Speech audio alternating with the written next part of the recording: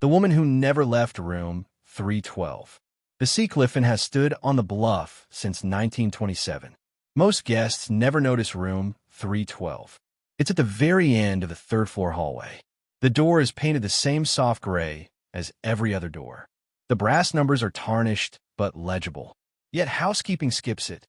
The manager will tell you it's out of rotation or under maintenance. If you press, he just smiles thinly and changes the subject. Elena checked in late on a Thursday in October. Rain lashed the windows. The lobby smelled of wet wool and old cedar. The clerk slid her key across the counter without looking up. Room 312, he said. Then he added, almost too quietly, "Don't open the closet." Elena laughed. She thought it was part of the old hotel charm. The elevator groaned all the way up. When the doors opened on 3, the hallway lights flickered once, like someone had walked between her and the bulb. Room 312 smelled faintly of lilies. Not fresh lilies, the kind that had been sitting in water too long. She dropped her bag, kicked off her boots, and ran a bath. While the tub filled, she opened the closet to hang her coat. Inside was a single white dress on a wooden hanger. Simple, 1920 style, lace at the collar. The fabric looked clean, but the air around it felt thick, like breathing through damp cotton. She closed the door quickly, told herself housekeeping must have forgotten it. That night, she woke at 3:42 a.m. The bath water was still running. She hadn't left it on. She patted across the carpet. The faucet was turned all the way open, but the tub was empty. No water on the floor. No steam. Just cold porcelain. She shut off. As she turned, she caught movement in the mirror above the sink. A woman stood behind her, close enough that Elena should have felt breath on her neck. Pale, dark hair pinned in loose waves, wearing the white dress from the closet. Her eyes were open very wide, but they reflected nothing. No light. No Elena. Elena spun around. The room was empty.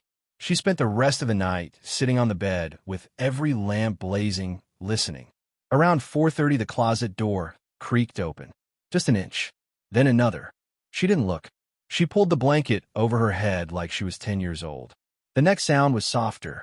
Stocking feet crossing the carpet. Slow. Deliberate. Then the mattress dipped beside her. Not much, just enough to know someone had sat down. Elena squeezed her eyes shut. She felt cold air brush her cheek. A voice, barely louder than a sigh, whispered directly into her ear. "You're in my room." She didn't scream. She couldn't. Her throat had locked.